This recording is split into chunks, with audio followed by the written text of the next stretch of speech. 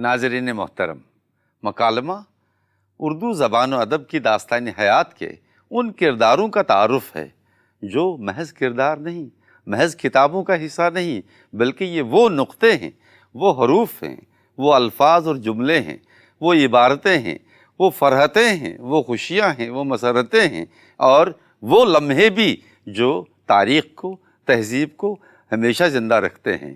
یہی کردار آج ہمارے سامنے دھیرے دھیرے آتے رہیں گے اور ہمیں اس کی محافظت، اس کی حفاظت اور اس کی امانت داری کا درس دیں گے۔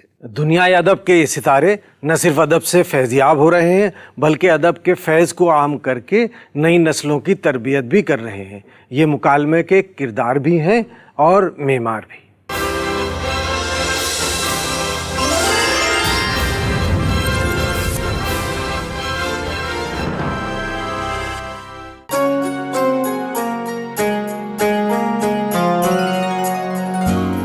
یاد ماضی کی خواب فردا کا صورت شوق آنکھ میں بھر لیں، آپ اپنے کو جاننے کے لیے آ کے پھر کچھ مکالمہ کر لے، مکالمہ کر لے۔ ناظرین، مکالمہ میں آپ کا خیر مقدم ہے۔ اگر ناول نگاری، افسانہ نگاری، غزل، آزاد نظم، کالم نگاری پر کسی ایک شخصیت سے گفتگو کرنی ہو تو ہماری نظر لامحالہ ترنم ریاض پر پڑتی ہے۔ اس ایپیسوڈ میں ہم نے محترمہ ترنم ریاض کو دعوت دی ہے کہ وہ اردو ادب کے مختلف موضوعات پر ہم سے گفتگو کریں۔ محترمہ، آپ کا بہت بہت استقبال ہے۔ ترنم ریاض کا تعلق بنیادی طور پہ کشمیر سے ہے، آج کل دلی میں رہتی ہیں، لیکن کشمیر اور دلی کو اپنی تحریروں سے، اپنی سوچوں سے، اپنے احساسات سے ایسا جوڑے ہوئے ہیں کہ وہ جسے سرد و گرم کہنا چاہیے نا، یا مرطوب کہنا چاہیے، وہ حقیقت ان کی شاعری میں، ان کی نثر میں نظر آتی ہے۔ شکریہ۔ آپ سے گزارش یہ ہے کہ آپ ایک بار، خواتین کا عموماً طریقہ یہ ہوتا ہے کہ بہت تکلف سے کام لیتی ہیں، لیکن جہاں تک مصنفین کا تعلق ہے، جہاں تک ان خواتین کا تعلق ہے جو لکھتی رہیں، چاہے فکشن لکھتی رہیں، چاہے شعر کہتی رہیں، لیکن انہوں نے قلم سے جس بے باکی سے کام لیا ہے اس کے لیے تو ہم آپ کو داد ضرور دیں گے۔ لیکن اس سے پہلے کہ خالد علوی صاحب آپ سے مزید سوالات کریں، میں چاہوں گا کہ آپ اپنی تعلیم و تربیت کے حوالے سے دو چار باتیں کہیں۔ کہاں ہوئی، کیا ہوئی؟ سری نگر میں ہوئی، وہیں پیدا ہوئے ہم، اور ایک اسکول تھا، پبلک اسکول کشپا گرلز ہائی اسکول، جیسے کہ ساری دنیا جانتی ہے کہ میرے کشمیر کا اصل نام کشپ میر سے پڑا۔ کشپ منی بہت بڑے، جی کشپ منی بہت بڑے رشی تھے، اور اسی تعلق سے کشپا گرلز اسکول میں تعلیم ہوئی، اور اس کے بعد مولانا آزاد روڈ پہ جو کالج ہے، ویمنس کالج کہلاتا ہے، بلکہ اس زمانے میں 2 ہی کالج تھے، تو ایک میں اس میں ہم پڑھے۔ اس کے بعد کشمیر یونیورسٹی سے ہی ہم نے ایم اے کیا، بی ایڈ کیا، ایم ایڈ کیا، اور آپ کو ذرا سا حیران کر دوں کہ اس وقت بھی ہم پی ایچ ڈی کر رہے ہیں۔ ارے واہ، تو واقعی ہم لوگوں کے لیے نئی اطلاع ہے۔ جی، اور وہ بھی ایک پری اسلامک ایرا میں ایک بہت بڑے فلاسفر گزرے تھے ہمارے، ابھینو گپت، ان کی ایجوکیشنل فلاسفی پہ کر رہے ہیں ہم۔ یہ تو ہمارے ناظرین کے لیے اور ہمارے لیے بہت بڑی اطلاع ہے۔ لیکن میں جب آپ کی تخلیقات دیکھتا ہوں تو مجھے معلوم ہے کہ آپ پنجابی جانتی ہیں، کشمیری جانتی ہیں، انگلش جانتی ہیں، اردو جانتی ہیں، اور اسی کے ساتھ آپ غزل بھی کہتی ہیں، افسانہ نگاری بھی کرتی ہیں، ناول نویسی بھی کرتی ہیں۔ تو میرا مسئلہ یہ ہے، میں جاننا چاہتا ہوں کہ آپ کس زبان کا انتخاب کریں گی اور کس صنف کا انتخاب؟ کیا موضوع کے تحت کرتی ہیں یا اتفاق سے، یا آپ ذہن میں کوئی بات آ جاتی ہے؟ اس کا طریقہ آپ کی بحیثیت ایک مصنف کے کیا، کس طرح سے آپ اس کا انتخاب؟ میں یہ عرض کروں، میری والدہ کشمیری ہیں، والد میرے سیالکوٹ میں پیدا ہوئے، لاہور میں پڑھے بڑھے، تو آدھی میں پنجابن ہوں، یعنی اگر میں پنجابی بولوں، یعنی جنہوں کہتے ہیں جب میں پنجابی بولنا تو کوئی نہیں سوچے گا انہوں کشمیری بھی آتی ہے، اور کشمیری بولوں تو ساری وانا نیچے کوشر کور، تو اردو سے تو اردو میں آپ کی کتابیں گواہ ہیں، گواہ 10 کتابیں، 10 سے زیادہ کتابیں آپ کی جی، 12-13 ہیں، اور مجھے یہی ملی، میں اٹھا کے لے آئی۔ جہاں تک افسانے اور ناول کا سوال ہے، میرے خیال سے یہ بات وہی ہے کہ اگر آپ کو بڑی بات کہنی ہے تو آپ کو ذرا وسیع کینوس چاہیے، تو آپ ناول کا انتخاب کریں گے۔ جب آپ کے پاس کہنے کو اتنا کچھ ہے اور بڑھتا چلا جائے تو آپ کو کاغذ بھی بہت ضرورت ہوگا، تو ناول ہو جاتا ہے۔ افسانے میرا جسے کہہ لیجیے فرسٹ لو ہے کہ افسانہ لکھنا مجھے بہت پسند ہے، اور نظمیں یوں ہی ہو جاتی ہیں، ان میں میرا کوئی دخل نہیں ہوتا۔ افسانے کے تو پلاٹ پہ سوچنا پڑتا ہے حادثے کو دیکھ کر، یا کبھی کبھی سانحے کو بھی، لیکن یہ جو تنقید مجھ سے سرزد ہو گئی، اس میں میرا کوئی عمل دخل نہیں ہے۔ جب لوگوں نے کہا کہ فلاں سیمینار پہ آپ مضمون لکھ لیجئے، یا ساہتیہ اکیڈمی میں جب ہم ممبر تھے اس کے، تو انہوں نے کہا کہ خواتین پہ کام نہیں ہوا ہے، خواتین رائٹرز پہ، اور ہم نے کتابیں تلاش کی، نہیں ہوا تھا، تو اس کے بعد ہم نے وہ 20ویں صدی میں خواتین کا اردو، تنقید تو زیادہ تر ہم لوگوں نے سیمیناروں کے ذریعے لکھی ہے، میں بھی اس کا وکٹم ہوں۔ جی بالکل۔ تو غزل آپ جب کہتی ہیں تو کیا آپ کو لگتا ہے کہ یہ آپ کے صحیح جذبات ہیں؟ چونکہ مجھے ایک بات بار بار یاد آتی ہے کہ امراؤ جان ادا میں جو اس کی ہیروئن ادا ہے، وہ ایک غزل پڑھتی ہے کہ کعبے میں آ کے بھول گیا راہ دیر کی، ایمان بچ گیا میرے مولا نے خیر کی۔ تو سامعین پوچھتے ہیں بھول گیا کیوں، بھول گئی کیوں؟ تو وہ کہتی میرن صاحب میں کیا ریختی لکھتی ہوں۔ تو آپ کی جو زبان تھی، خواتین کی جو زبان تھی، وہ تو ریختی کو دے دی گئی تھی، اپنے جذبات کا اظہار اگر کرنا تھا تو مردانہ انداز میں کرنا تھا۔ اب یہ ایک نئی اور خوشائند تبدیلی ہے کہ بہت ساری شاعرات ہمارے یہاں ہیں اور اپنی زبان میں اپنے جذبات کا اظہار کرتی ہیں، اور اس طرح سے مخاطب کرتی ہیں کہ معلوم ہوتا ہے کہ ہم اس کو ایسے لیتے ہیں کہ جیسے کہ ابھی ہم نے عرض کیا کہ ہمارے پاس کوئی کتاب نہیں تھی جس کو ہم ریفرنس کے طور پہ استعمال کرتے خواتین کے لیے تنقید لکھنے پر، خواتین کے بارے میں۔ کیا معلوم میر کی بیگم بہت اچھی شاعرہ ہو اور حضرات نے ان کا ذکر نہ کیا ہو، وہی ہے نا؟ تو اگر ان دنوں کوئی خاتون تنقید لکھتی تو ضرور ان کا ذکر کرتی۔ باقی رہی یہ میرے خیال سے غزل، جیسے کہ جب ایران سے آئی یا یہاں کشمیر، معاف کیجیے گا، یعنی خیر کشمیر میں بھی پوری دنیا، اردو دنیا نے جب اسے اپنایا، تو ان دنوں واقعی زلف و رخسار کی باتیں ہوا کرتی تھی، اور لوگوں نے کی بھی، اس دور میں بھی کی، اور ابھی تک ہمارے کچھ شاعر لوگ اس موضوع کو پسند کرتے ہیں۔ لیکن ریختی سے اس کو خواتین کی زبان کہنا غلط ہے۔ وہ اس تعلق سے تھا جب خواتین کتابیں نہیں پڑھا کرتی تھی، جب خواتین صرف بولتی تھیں، اور یعنی وہ بھی جب ضرورت کی بات بولا کرتی تھی۔ اس کا یہ مطلب نہیں ہے کہ میں بہت شدید قسم کی فیمنسٹ ہوں یا تانیسہ ہوں، ایسا کچھ نہیں ہے۔ میں ہیومنسٹ کہلائی جاتی ہوں، تو مجھے زیادہ خوشی ہوتی ہے کہ میرے کرٹکس مجھ میں انسانی جذبے تلاش کرتے ہیں، انسانیت تلاش کرتے ہیں۔ اس کی مثال میری کہانی ایک ساحلوں کے اس طرف آپ پڑھ لیجئے گا، صاف ہو جائے گی بات، کہ میں تو بلکہ اس کے خلاف ہوں کہ نعرہ بنا دیا جائے کسی چیز کو اور شور مچا دیا جائے، خانوں میں تقسیم کیا جی۔ تو ادب ادب ہے، شعر شعر ہے۔ باقی رہی یہ جو آپ نے ابھی جس شعر کو آپ نے کوٹ کیا، امراؤ جان ادا کے، یعنی کہ ادا صاحبہ، اولاً تو ہم یہ عرض کر دیں کہ ہم ابھی تک شور نہیں ہیں کہ وہ ایک فکشنلائزڈ سچویشن تھی یا سچ مچ کوئی کیریکٹر ویسا تھا، یا جو نہیں، ہم اسے فکشنلائز سچویشن مان رہے ہیں، ناول کا ایک حصہ ہے، لیکن ایک کردار جب یہ کہتا ہے تو ایک سماج کا ایک نظریہ سامنے آتا ہے، ایک ذہنیت سامنے آتی ہے، اس سے میرا مطلب تھا۔ جی، اصل میں غزل کے اوریجن اور پھر ہر صنف کا اپنا مزاج ہوتا ہے۔ اس نے جہاں مردوں کو متاثر کیا وہاں عورتوں کو بھی متاثر کیا، جس نے بھی جو کہا۔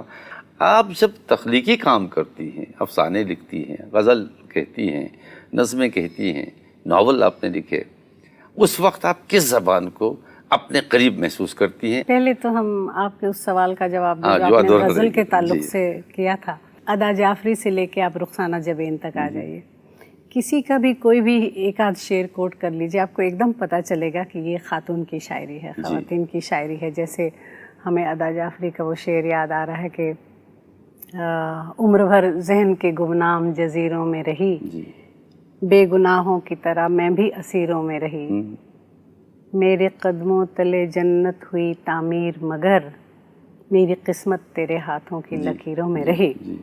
یا رخسانہ جبین کی تمہاری سلطنت نیلے سمندر وسعت افلاک، کرم باد فنا سے مانگتی ہے میری مشت خاک. تو اس کو آپ کسی یعنی اس پر کسی حضرت کی شاعری کا انفلوئنس نہیں ہے، نہ ہو سکتا ہے. خواتین اپنے انداز سے سوچتی ہیں، ان کے اپنے موضوعات ہیں، اپنے مسائل ہیں، اپنے جھگڑے ہیں، بقول آپ کے اپنے کوسنے ہیں، اپنا خلوص ہے، اپنی محبتیں ہیں. جی، تو دوسرے سوال کی طرف آتے ہوئے یہ عرض کریں کہ اردو جو ہے، زبان اردو، یہ اتنی حسین زبان ہے کہ اس کو ایک بار جس کو اس کا نشہ ہو گیا وہ اس سے خود کو آزاد نہیں کر پاتا، نہیں کر سکتا. میرا یہ تجربہ ہے. اس سے یہ ہو گیا کہ ہم سوچتے بھی اردو میں ہیں، تو جو چیز جو موضوع اردو بن کے ذہن پہ اترتا ہے، چاہے آمد کی صورت یا آورد کی طرح اسے بنایا جا سکے، تو وہ اردو ہی ہوتی ہے. اس سے فرار نہیں ہے ہم کو کہیں بھی. گو کہ ہم کشمیری سے بے انتہا محبت کرتے ہیں، پنجابی سے بہت زیادہ محبت کرتے ہیں، انگریزی سے ہمیں محبت نہیں ہے، لیکن بہرحال اس میں بہت سارا لٹریچر ہے اور پڑھے لکھے لوگ اس میں بھی پیدا ہوئے ہیں اور ایک عالمی زبان ہے، تو اس لیے اس کا جاننا بھی ایک طرح سے ضروری ہے. اور مٹھاس کا جہاں تک تعلق ہے، میرے ہندوستان کی زبانیں اتنی میٹھی میٹھی زبانیں ہیں. آپ ہندی کو لے لیجئے، آپ سنسکرت کا ترنم لے لیجئے، آپ ملیالم لے لیجئے، آپ تمل کا ایک اپنا آہنگ ہے وہ لے لیجئے، پنجابی کے لوک لائی لے لیجئے جی، اور سب سے حسین آپ بنگلہ زبان لے لیجئے. ہر زبان کا اپنا حسن ہے، اپنا حسن ہے، اپنی موسیقی ہے زبانوں کی. میں تو یہ کرنا چاہتا ہوں کہ آپ کی بہت ساری کتابیں ہیں، 12-13 کتابیں ہیں، لیکن سب سے اپنی تخلیقی تمام کائنات میں وہ جواب مت دیجیے گا لوگ کہیے کہ اولاد کی طرح سب عزیز ہیں مجھے، کہ سب سے زیادہ دل کے قریب کون سی کتاب یا کون سا افسانہ، کون سا ناول آپ جو لکھ کے آپ کو خود تسلی ہوئی؟ یعنی یوں کہیے کہ جیسے لوگ کہتے ہیں آج کل کم لکھ رہے ہیں، ہم ایسا نہیں ہے، ہم کالمز کی طرف چلے گئے، لیکن لکھ رہے ہیں ماشاء اللہ سے، ایسا نہیں ہے. لیکن جہاں تک تسلی کا تعلق ہے، ایک جہاں تک محبت کا تعلق ہے، تو ہماری ایک کہانی ہے یمبرزل. تو یعنی نرگس کے پھول، جی، نرگس کے پھول، نرگس کا ایک مخصوص قسم کا پھول یمبرزل اسے کہا جاتا ہے. اس میں کشمیر ہے، کشمیریت ہے، کشمیر کی معصومیت ہے، کشمیر کے بچوں کے معصوم خیالات ہیں، وہاں کے حالات ہیں، وہاں کا حسن ہے. اور ہماری ایک پسندیدہ ہمارا ناول ہے برف آشنا پرندے. وہ آپ کا نہیں، وہ تو شاید ہم سب کا پسندیدہ. بہت شکریہ عنایت. تو اس سے ہمیں بڑی محبت ہے، بہت پڑھا گیا ہے. جی شکریہ. اور اس کو کبھی بھی ہم کھول کے پڑھتے ہیں تو ہمیں بہت اچھا لگتا ہے. ایسے ہی جیسے کسی زمانے میں ہم شیکسپیئر کو پڑھا کرتے تھے، یا ہمارے ایک اور پسندیدہ رائٹر ہیں جیمز جوائس، انہیں ہم بہت پسند کرتے ہیں، یا اینی آپا کو ہم پسند کرتے ہیں، قرۃ العین حیدر کو، اور سارے شاعروں کو ہم پڑھتے رہتے ہیں. لیکن یہی ہے کہ اپنی کتاب کھول کے وہی لطف آ جائے پڑھنے میں، اور جی، اور آپ کا لاشعور کہیں نہ کہے کہ یہ غلط ہے، اس کو نہیں ہونا چاہیے تھا. شکر ہے کہ ایسا ہمارے ساتھ نہیں ہوا. جی، آپ نے قرۃ العین حیدر کا ذکر کیا، آپ کے ذاتی تعلقات بھی ان سے تھے، مجھے معلوم ہے، آپ اکثر ملتے تھے. لیکن قرۃ العین حیدر بھی تقریباً وہی بات کہتی تھی جو آپ کہتی تھیں کہ خانوں میں تقسیم نہیں کیا جانا چاہیے، یہ جو عورت کا ادب، مرد کا ادب. لیکن اس کے باوجود بھی آپ خواتین کے ادب پہ آپ نے تنقیدی کام کیا ہے، تحقیقی کام کیا ہے. تو اگر اس میں عورت کے جذبات اور مرد کے جذبات میں ایک نمایاں فرق ہے، تفریق ہے، تو ادب میں بھی اگر فرق ہو تو کیا حرج ہے اس میں؟ دیکھیے، ہم یہ عرض کریں جی، کیونکہ ہم کو کہا گیا تھا کہ اس پہ لکھنا، اس لیے ہم نے لکھا. لیکن آپ ہمارے وہ مضامین کیوں بھول رہے ہیں جو ہم نے غالب پہ لکھے، منٹو پہ لکھے، یا باقی کئی یعنی مشترکہ قومی تہذیب پہ لکھے، یا انگریزی میں دوسرے کئی موضوعات پہ لکھے؟ ایسا نہیں ہے. ایسا نہیں ہے کہ بھول رہے ہیں، بلکہ ایک بات ہے کہ یہ کتاب آپ کی جو ہے ایک تو بہت زیادہ سرکولیٹ ہوئی، شاید اگر میں نے چھاپا اور کہاں کہاں پہنچا دیا، اور بہت کیونکہ تھا نہیں کچھ آپ لوگوں کے پاس، لکھا نہیں تھا آپ حضرات نے. ایک خاص بات یہ تھی کہ ایک تو اس خانے میں یعنی ہمارے یہاں اتنی کتابیں نہیں تھی اس سے متعلق، بلکہ بچوں کے ادب کے سلسلے سے بھی جو آپ نے کام کیا اس کی بھی ہماری یہاں کمی تھی. لیکن آپ بتائیے کہ جو خواتین کے بارے میں تو بہت لکھا گیا، لیکن جسے ہم واقعی نسوانی ادب کہیں یا خواتین نے جو لکھا وہ تو بہت زیادہ سامنے نہیں آیا تھا. آپ نے جو انکشافات کیے، جن لوگوں کو آپ نے ڈسکور کیا، اور ان کی مثالیں دے دی، ان کے اقتباسات دے دیے، ان کی نظمیں دے دیں، تو آپ کو کیا لگتا ہے کہ یہ کام جاری نہیں رہنا چاہیے؟ جی بالکل رہنا چاہیے، کیونکہ دیکھیں ہم یہ عرض کر دیں کہ 18ویں صدی کے آس پاس، 18ویں صدی کے اخیر میں جب سینیکا فالز وغیرہ میں جب فیمنسٹ موومنٹ شروع ہوا، رائٹ آف ووٹس مانگا گیا، خواتین نے بڑی کوششیں کی آگے آنے کی، حیرت انگیز طور پر ہمارے انڈیا میں انڈیوائیڈڈ انڈیا جو ان دنوں تھا، ان دنوں بھی ہماری خواتین نے اپنے بارے میں سوچنا شروع کیا کہ اب ہم بھائی بہن کے نام سے، بھائی کے نام سے نہیں لکھیں گے، یا بیگم فلاں صاحب، جیسے صالحہ عابد حسین ہمیشہ ہمشیرہ غلام سیدین لکھا کرتے. خواتین کا سامنے آنا معیوب جانا جاتا تھا، نہ صرف ہمارے معاشرے میں، یورپ میں بھی، امریکہ میں بھی ایک زمانے میں. نہیں یہ آپ کی بات بالکل صحیح ہے. دیکھیں تہذیب نسواں اگر آپ پرانے دیکھیں تو اس میں بیگم عرفان کے نام سے اور فلاں ہمشیرہ کے نام سے، عین غین میم کے نام سے بہت لوگ چاہتے. یہ بات آپ کی بالکل صحیح ہے، اس سے تو ہم سب متفق ہیں کہ بہت زمانے میں خواتین اپنے یہ تشخص جو تھا وہ چھپاتی تھیں اور مختلف ناموں سے، قلبی ناموں سے لکھتی تھی. مگر ہمارے ہاں تو کئی سو سال پہلے میرا کی روایت بھی موجود ہے. آپ یہ دیکھیں کہ بڑی شاعرہ تھی اور اپنے نام سے لکھتی تھی.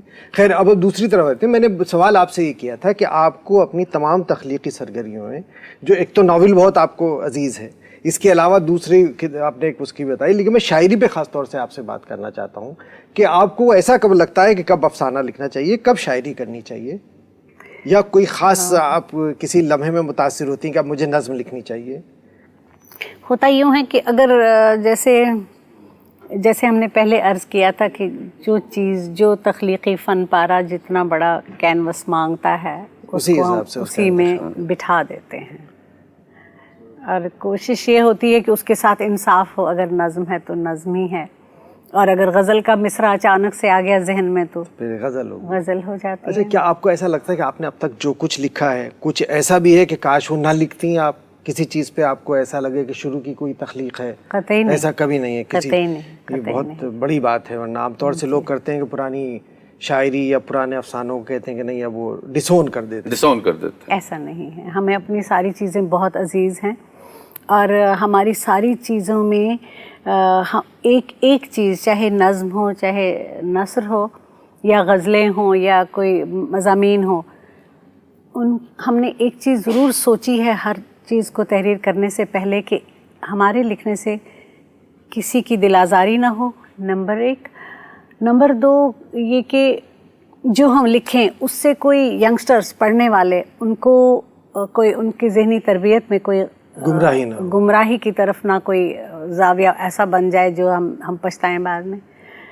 نمبر 3 یہ کہ ایک پیغام ہے ہمارا کہ صرف اور صرف ایک سب سے مضبوط رشتہ جو ہے وہ خلوص کا ہے، محبت کا ہے. اس سے انسان دور نہ جائے، اور ہر انسان نہ صرف دوسرے جانداروں سے بلکہ راہ میں پڑے پتھر سے بھی محبت کر سکتا ہے، کہ ہر چیز کی اپنی اپنی اہمیت ہے. بس یہی ایک اپروچ ہے میرا کہ کسی چیز میں کوئی منفی بات نہ آئے، اور ایسی ہماری کسی تحریر میں نہیں ہے، اس لیے ہم اس سے مطمئن ہیں. اس بات سے آپ نے ترجمے بھی کیے، جی ٹرانسلیشنز بھی آپ نے کیے، لیکن یہ لٹریری ٹرانسلیشن جو ہے، ادبی ترجمہ جو ہے، اس کے لیے تو مختلف چیزیں کہی جاتی ہیں. ایک تو یہی کہا جاتا ہے کہ ترجمہ جو ہے وہ اصل کے برابر تو ہو نہیں سکتا، اور دوسرے یہ کہ اگر ترجمہ اصل کے برابر لگے تو پھر وہ ترجمہ نہیں رہتا. فیتھفلنس اینڈ ریڈیبلٹی، یہ چیزیں جو اس کے لیے کہی جاتی ہیں. آپ کو ادبی ترجمے کرتے وقت، کہانیاں ٹرانسلیٹ کرتے وقت آپ کو کیسا لگا؟ آپ نے کیا فیل کیا؟ جی اگر میں صرف ترجمہ نگار ہوتی تو مجھے بھی یہ چیزیں سوچنا پڑتی کہ اگر فنکار نے ایسے لکھا ہے تو کیوں لکھا ہے. میں نے انہی کتابوں کا ترجمہ کیا جو بالکل میرے دل کو چھو گئیں، جن کے بارے میں مجھے ایسا محسوس ہوا کہ اگر میں اس موضوع پہ لکھتی تو یہی لکھتی. ترنم صاحبہ، آپ بہت سارے اخبارات پہ کالم بھی لکھتی رہی ہیں، آپ نے نیوز ریڈنگ کی ہے، تو مجھے یہی تعجب ہوتا ہے کہ آپ ان تمام چیزوں کے لیے وقت کیسے نکالتی ہیں. اور پھر جو دوسرا اہم سوال ہے کہ کیا بحیثیت عورت کے آپ اپنے گھر کو، اپنے خاندان کو اتنا ٹائم دے پاتی ہیں؟ بات وہی ہے کہ میں جو کرنا چاہتی ہوں کام، جیسے میں نے عرض کیا کہ میری یہ کوشش ہوتی ہے کہ کسی میری تحریر کی کسی جملے سے یا کسی اقتباس سے کچھ دل آزاری نہ ہو کسی کی، اچھا ہو جائے. اور باقی جو آپ نے فرمایا کہ گھر کے تعلق سے آپ यानी मैं, मेरे मियाँ कहते हैं कि मैं एक अच्छी बेगम हूँ, उनका घर मैंने खूब संभाला, उनके बच्चों को बड़ा किया, और मेरे दोनों बच्चे भी आर्टिस्ट ही हैं, और उनके वक्त से मैंने नहीं लिया एक लम्हा भी।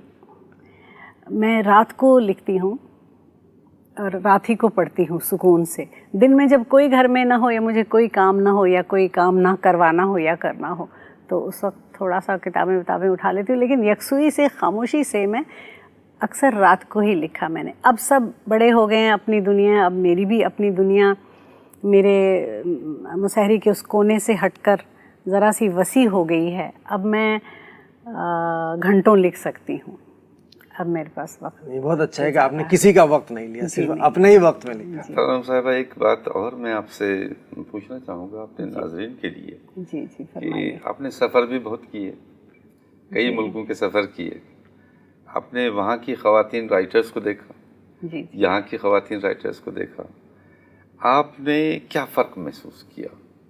अभी हम पोर्ट ब्लेयर गए थे, जिसे काला पानी कहा जाता था। वहाँ एक बहुत खूबसूरत जज़ीरा है छोटा सा, जिस पे हमने बेइंतहा खूबसूरत बुलबुलें देखी। अगर आप देखें तो आपको लगेगा ये बुलबुलें तो रोज़ हमारे बागों में होती हैं, यहाँ कश्मीर में भी होती हैं, दिल्ली में भी होती हैं, लेकिन ज़रा सा उनमें फ़र्क था। किसी बुलबुल का पेट सफ़ेद था, किसी की चोंच सुर्ख थी, कोई ज़्यादा सुरीला चहकती थी, किसी का नगमा ज़्यादा शीरीं होता था। इसी तरह हर जगह की ख़वातीन भी एक ही जैसी हैं, ज़रा सा फ़र्क है। कोई अपनी बात ज़्यादा हलीमी से कहती हैं, कोई थोड़ा सा कभी कभी एग्रेसिव हो जाती हैं, जो अच्छा नहीं है, लेकिन बहरहाल बात मनवाने की है तो ठीक है। मगर सभी ख़वातीन एक तरह सोचती हैं। एक्चुअली सबसे बड़ा मसला ये है कि जिसे हम इतना शोर मचा के जीने का हक़ मांगते हैं जी, आप भी सोचते होंगे कि हम उनसे लड़ने की कोशिश करते हैं जिनसे हम मोहब्बत करते हैं।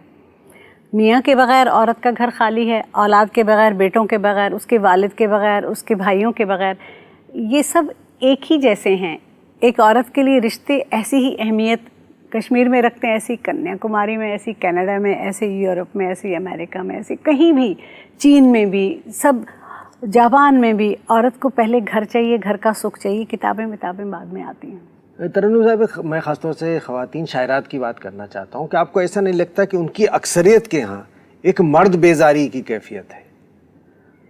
ख़ास तौर से मैं फ़हमी दरियाज़ की बात भी कर सकता हूँ, किशोर नाहिद की बात भी कर सकता हूँ। उनके यहाँ ऐसा लगता है कि जैसे मर्द ठीक है, उसने कहीं कहीं इस्तेसाल भी किया है, लेकिन ऐसा नहीं है कि औरत का दुश्मन है। बल्कि एक तरह से वो एहसास नाकदरी जिसे कहना चाहिए, नहीं, एहसास नाकदरी नहीं, बल्कि मर्द बेजारी जिसे मैं कहता हूँ, उसे मैं बीमारी समझती हूँ। मर्द की कि औरत की? औरत के जहन की। जैसे मैंने अर्ज़ किया, तो रिश्ते मोहब्बत के हैं, तो बेजारी का क्या मतलब? अगर आपके घर में आपको लगता है कि आप डोमेस्टिक वायलेंस या कोई इस तरह का मसला हो गया, तो पुलिस में जाइए ना। आप सारी मर्द ज़ात को क्यों ख़राब कहते हैं? अगर ममता ठीक है, औरत से जुड़ी है, वो बच्चा यानी अपनी नींदें हराम करके पालती है, तो क्या बाप उसे मोहब्बत नहीं देता?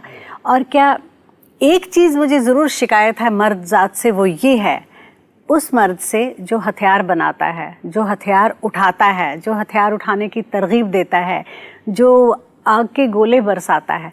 लेकिन फिर दुनिया कायम कैसे है? क्योंकि फनकारों में भी मर्द हैं जिनके अंदर ममता बसती है, तो झगड़ा कहाँ? नहीं, उस जालिम मर्द से शिकायत तो हम सब लोगों को है, सारे अदीबों को, सारे शुअरा को, आपको भी है और हमें भी है। क्या मैं ये आपसे एक दरख्वास्त कर सकता हूँ कि आप एक गज़ल या नज़्म जो अपनी पसंद से हो आप सुनाएं, ताकि हमारे नाज़रीन आपके कलाम से भी महसूस हों? मैं आपको एक नज़्म सुनाती हूँ जो मुझे बड़ी अजीज़ है। बिल्कुल, यानी इतनी अजीज़ है कि इसको मैंने, शुक्रिया, इसको मैंने पेश लफ्ज़ के तौर पे अपनी किताब में जगह दी है। इसका उन्वान है मेरी वादी। मेरी वादी।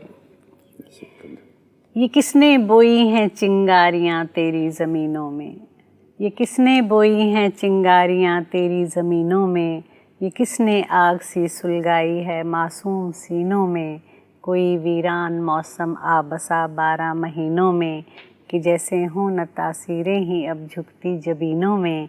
किसी ने बाग़बां बनकर जलाया मरग़ज़ारों को, किसी ने साइबां बनकर उजाड़ा है बहारों को। वाह, सुभान अल्लाह। शुक्रिया।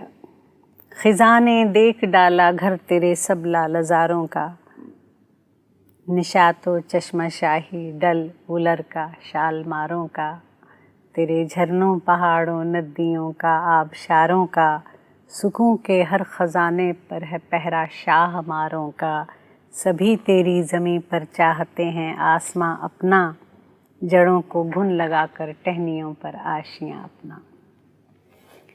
تیری ہر آبجو میں سم قاتل کیوں ملایا ہے، تیرے ہر آبجو میں سم قاتل کیوں ملایا ہے، تیرے سب گلشنوں کو کس نے گورستاں بنایا ہے، یہ بلبل کے سریلے گیت کو کس نے ڈرایا ہے، دھنک رنگ آسماں پر یہ دھواں کیوں آن چھایا ہے، تیری عظمت کے قائل شاہوں کی ہر یاد روتی ہے۔ وادی کشمیر ایک ایسی جگہ ہے جہاں پچھلے 5000 سال کی ڈاکیومنٹڈ ہسٹری جو دنیا میں نہیں ہے کہیں، 5000 سال 5000 سال کی تحریک، جو کلناز راج ترنگنی، ساری دنیا کے لیے جو پری ہسٹورک ٹائم ہے وہ آپ کی ہسٹری کا ٹائم ہے۔ تیری عظمت کے قائل شاہوں کی ہر یاد روتی ہے، ہزاروں سال کی تاریخ شرمندہ سی ہوتی ہے، خدائی نے کسی انصاف میں یوں دیر کی ہے کیوں، تیرے صوفی بزرگوں نے خاموشی ساد لی ہے کیوں، خفا خورشید تجھ سے اور روٹھی چاندنی ہے کیوں، تیری دشمن بنی آخر تیری یہ سادگی ہے کیوں، تیری چڑیوں کے نوحوں میں ترنم کون لائے گا، تیرے مجروح ہونٹوں پر تبسم کون لائے گا، فرشتہ امن کا اجڑے گھروں کو کب بسائے گا، جواں جانوں کے غم کی جھریوں میں مسکرائے گا، کنواری بوڑھیوں کی مانگ میں موتی سجائے گا، کہیں کوئی نہیں ہے کون آئے گا، مخالف ساعتوں میں تجھ کو ہمدم کون رکھے گا، میری وادی تیرے زخموں پہ مرہم کون رکھے گا۔ بہت اچھے بہت اچھے بہت اچھے، بہت بہت شکریہ آپ کا کہ آپ تشریف لائیں اس پروگرام میں۔ ناظرین، مکالمے کی یہ قسط اپنے اختتام کو تو پہنچ گئی، لیکن باتیں بہت سی باقی ہیں۔ انشاءاللہ پھر کبھی اگلی قسط میں ایک اور شخصیت کے ساتھ۔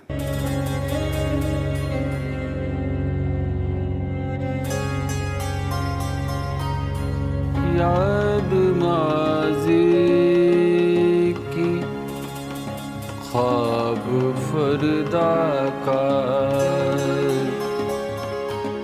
صورت شوق آنکھ میں بھر لے، آپ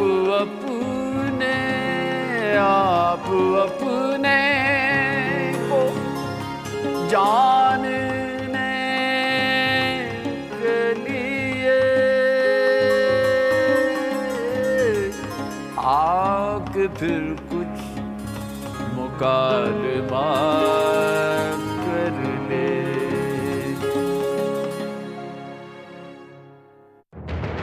میں بھارت ہوں، دیکھیے میری او، پہچانیے مجھے۔ We're one of the most mega diverse countries on this planet. ہماری شادیاں، ہمارے